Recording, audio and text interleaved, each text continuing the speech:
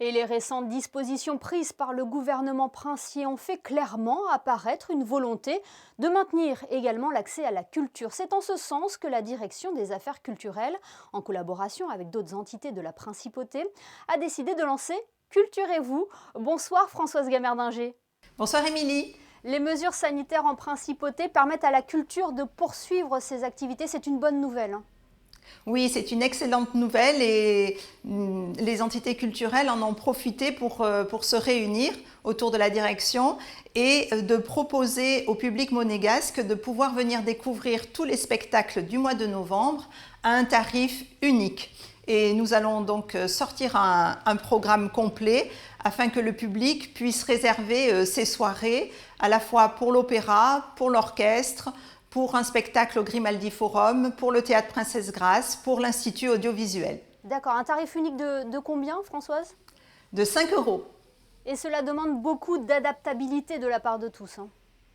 Énormément, mais nous tenons à ce que la culture se poursuive à Monaco et que, bien sûr, le public en profite et même ceux qui ne viennent jamais soient tentés de venir découvrir ce que chaque entité leur propose. Voilà, le message, c'est de dire que la culture est de retour et qu'elle n'attend que ses visiteurs, que ses spectateurs.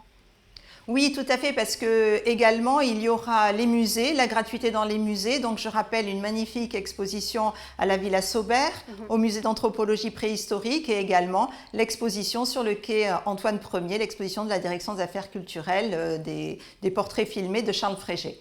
C'est important, Françoise Gamerdinger, de soutenir la culture, elle qui a été lourdement impactée ces derniers mois. Oui, c'est très important et bien évidemment, même les artistes qui viennent de l'extérieur font tout leur possible pour pouvoir venir se produire à Monaco. Le public nous en remercie quotidiennement et les artistes également. Donc je pense que à la fois c'est un modèle, mais c'est surtout une volonté de chacun des directeurs et une volonté du gouvernement princier de soutenir ces efforts. Un mot sur le festival Printemps des Arts, Françoise. Avant de l'évoquer ensemble, Sandrine Nègre a assisté à la conférence de presse de présentation du programme de l'édition 2021 qui aura lieu au mois de mars. On découvre son reportage et on se retrouve juste après. L'édition 2021 du Printemps des Arts sera placée sous le signe de la création et du changement. Un objectif est clairement annoncé, celui de susciter l'interrogation. Pour cela, une vraie diversité a été recherchée. On aura Franz Liszt, un portrait assez étonnant de musique peu connue, peu jouée, passionnante, parce que c'est un personnage passionnant. On aura aussi un gros portrait sur l'école de Vienne, c'est-à-dire Webern, Alban Berg, Schoenberg, qui sont très peu joués en principauté et dans notre région. Donc j'attache toujours une importance de donner un petit peu ce qu'on n'entend pas habituellement, de façon à ouvrir le répertoire, quoi. Voilà, pour le public toujours. Moi, je pense toujours public. 2 spectacles musicaux sont aussi programmés et 3 jours autour du clavecin. Le festival sera normalement organisé du 11 mars au 11 avril. Après ce rendez-vous, étape importante, Marc Monet quittera ses fonctions après 19 éditions. J'ai eu toujours beaucoup de plaisir à travailler en principauté. Grâce aussi à l'appui et vraiment au soutien de la princesse de Hanovre, qui est notre présidente. Mais j'estime que voilà, à un moment donné, il faut changer, il faut respirer et donner d'autres possibilités aussi au public d'avoir d'autres influences. Alors, je suis un habitué du festival depuis 2004, puisque je suis avant tout compositeur et j'ai eu le grand plaisir d'écrire un certain nombre d'œuvres pour le Festival du Printemps des Arts, la dernière ayant été créée ici au Grimaldi Forum, puisqu'il s'agissait d'un ballet pour Jean-Christophe Maillot. Et puis, cette fidélité au festival fait que maintenant, de façon totalement imprévue et très joyeuse, je vais occuper le poste de directeur artistique après le départ de Marc Monet, donc dès mai 2021. Une nouvelle édition et un nouveau directeur. L'année 2021 sera riche pour le Printemps des Arts.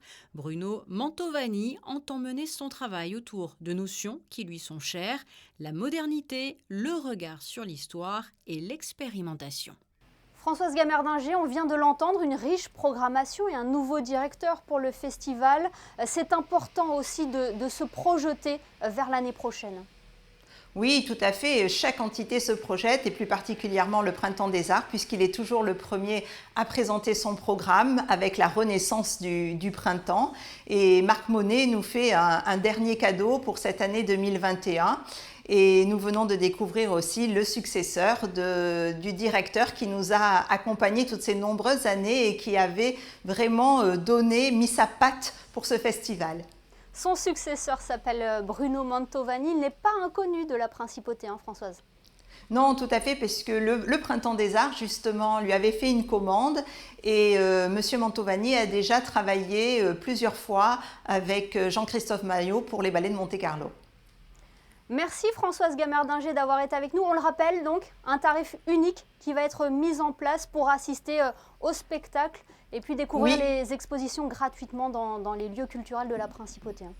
Tout à fait. Et pour cette opération, nous l'avons intitulée « Culture et vous » à Monaco, puisqu'on avait envie de faire un petit peu d'humour aussi dans cette situation un peu préoccupante. La culture accessible pour la soutenir. Merci beaucoup Françoise Gamerdinger d'avoir été avec nous ce soir. Merci Émilie.